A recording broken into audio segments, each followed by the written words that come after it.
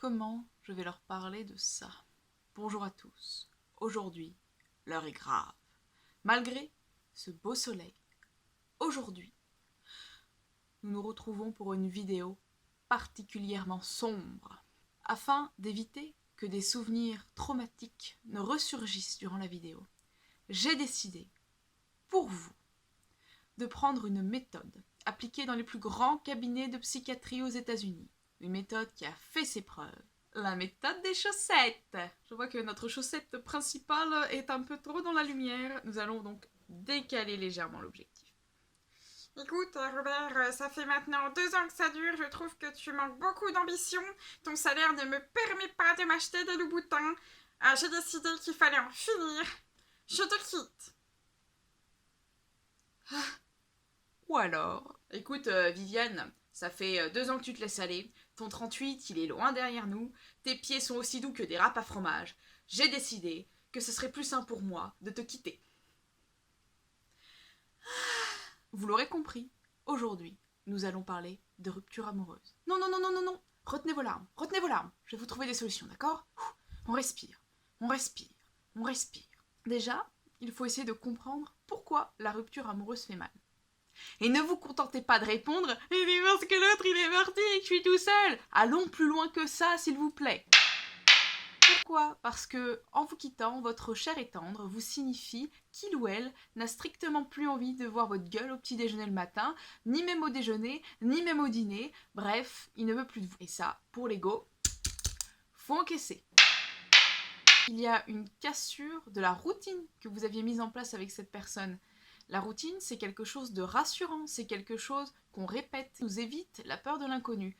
Là, il se trouve que la personne qui vous permettait d'être rassuré dans votre quotidien, elle s'est barrée. Même si vous n'habitiez pas avec cette personne, parce que tout de suite on va penser oui, mais la routine, c'est quand on habite ensemble. Mauvaise pioche. La routine, ça se met en place dans des tas de rituels qu'on peut trouver au quotidien, même quand on n'habite pas ensemble. Exemple, je suis sûre que vous allez vous reconnaître. Non, c'est toi qui raccroche. Non, allez mon amour, c'est toi qui raccroche. Non, c'est toi qui raccroche, mon ange. Ah non, allez, c'est toi qui raccroche. Bon, d'accord, je raccroche. Remember? Quand on voit le matin avec ses petits yeux collés, là, ses petites crottes jaunes, là, hein, son haleine putride, sa façon de laisser traîner ses chaussettes ou ses loups-boutins, bref, toutes ces petites choses qui font qu'on connaît l'autre et qui nous rassurent dans notre quotidien parce qu'on sait que ça va passer comme ça, comme ça, comme ça, comme ça, comme ça. Et là, pouf, il n'y a plus rien. Je viens de me frapper, là. Est-ce que je peux porter plainte contre moi-même? Vous vous retrouvez seul, affronter un futur qui est incertain. Alors nos projets à plus ou moins long terme, c'est-à-dire que ça peut très bien être le projet de se retrouver le mercredi suivant à la pizzeria du coin, comme le projet d'enfant que votre mère vous rappelle à coups de grands « Quand est-ce que je serai grand-mère? Oui, parce que tu comprends, ma chérie, les femmes, elles ont quand même une date de péremption. Hein. Passer 30 ans ensemble, ça devient de plus en plus difficile. » Tous ces projets qui se brisent, voilà, et vous vous retrouvez là encore, un peu comme la routine, dans une peur de l'inconnu, parce que tout ce que vous aviez prévu jusque-là, il n'y a plus rien. Hein. Donc démerdez-vous, trouvez-vous un autre emploi du temps, mais il va falloir faire sans.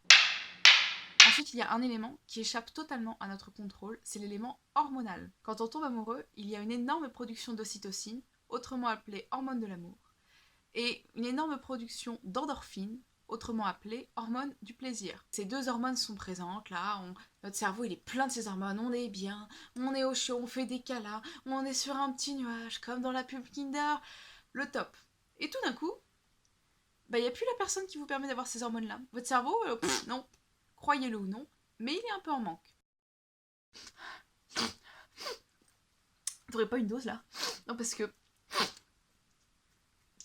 je suis un peu en manque là. Ouais, enfin voilà quoi. La prochaine fois que vous enverrez « Tu es ma drogue », envoyez « Vous réfléchirez » au sens de cette phrase, parce qu'elle est vraie.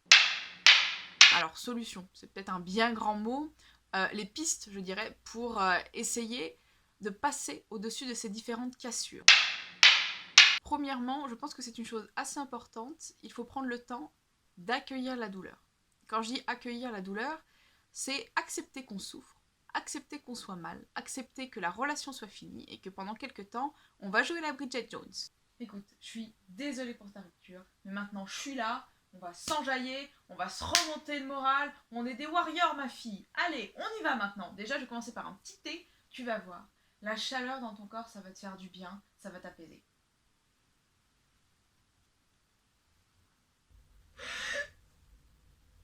Non mais, merci mais... Chaton, il m'appelait mon chaton tout le temps. Oh, je suis désolée. Oh, je savais pas. Je savais pas. Écoute, je te refais un thé avec une bonne tasse cette fois. J'arrive tout de suite.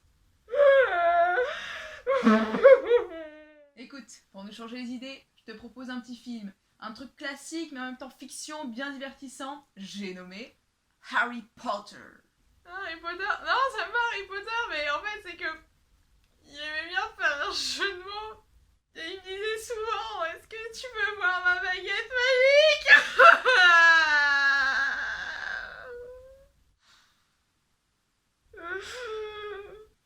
Seigneur des Anneaux. Les anneaux. Il me passera jamais la bague au doigt. Moi qui me voyais déjà en robe Versace blanche. Oh putain, il me manque tellement.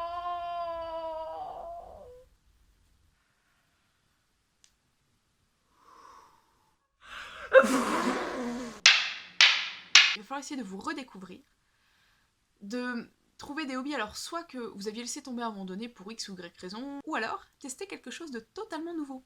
Quelque chose que vous aviez toujours envie de faire. Je pense par exemple à faire du pole dance sur la scène de la salle des fêtes de ton village. Why not? Oui, alors je file pas le même jour comme vous pouvez le constater. C'est encore un faux raccord. La vie est pleine de faux raccords. N'en chiez pas une pendule. Merci. Il faut bien prendre le temps de mettre de côté les affaires qui appartiennent à son ex-compagne ou son ex-compagnon. Quand je dis mettre de côté, on est d'accord que je ne suis pas en train de vous dire d'aller les brûler dans votre jardin. Un carton suffit. Et on ne brûle pas le carton dans lequel il y a les affaires. Vous mettez de côté tout ce qui peut vous rappeler votre ex. Vous le mettez de côté parce qu'à un moment donné, il y a une phase de sevrage de cette personne. Déjà retrouver un espace où à chaque fois qu'on tourne le regard, ça ne nous rappelle pas notre ex. Il y a un truc que personnellement j'aime bien faire. C'est changer mon environnement de vie. Alors, quand je dis environnement de vie, ça peut être votre appart, votre maison ou votre chambre. Hein. Même si vous habitez chez vos parents, vous avez quand même un environnement à vous, quoi. Enfin, j'espère. Sinon, ce serait bien d'en parler. Hein. N'allez pas non plus vous faire un limbago en essayant de pousser l'armoire Ikea blindée de fringues que vous ne portez jamais. Alors, ce n'est absolument pas une armoire Ikea, juste derrière, là. Mais si vous pouvez, par des tout petits changements, changer... des petites bougies, vos draps si vous voulez. Alors moi personnellement je les change pas parce que ils ont mon odeur et je me sens tellement bien dedans quand ça pue pendant des semaines. Parlez-en autour de vous. Parlez-en à votre famille, à vos amis, à ceux qui sont capables de vous comprendre même quand vous pleurez au téléphone. N'hésitez pas à vous ouvrir, à cracher un peu toute la douleur et toute la haine que vous avez afin de pouvoir vous sentir mieux par la suite. Conclusion. Alors là encore je donne des pistes pas vraiment des solutions, parce que ça dépend tellement des personnalités, de l'environnement, il y a tellement de paramètres qui rentrent en jeu, que c'est malheureusement à vous de faire 90% du boulot. J'espère que cette vidéo vous aidera jusqu'à en tout cas la prochaine rupture. Pour éviter de vous faire prendre de cours, je vous conseille de la mettre dans une playlist ou à regarder plus tard, de mettre un petit pouce bleu et de vous abonner pour pouvoir la retrouver facilement quand vous vous referez larguer. Voilà, c'est pour vous. De rien.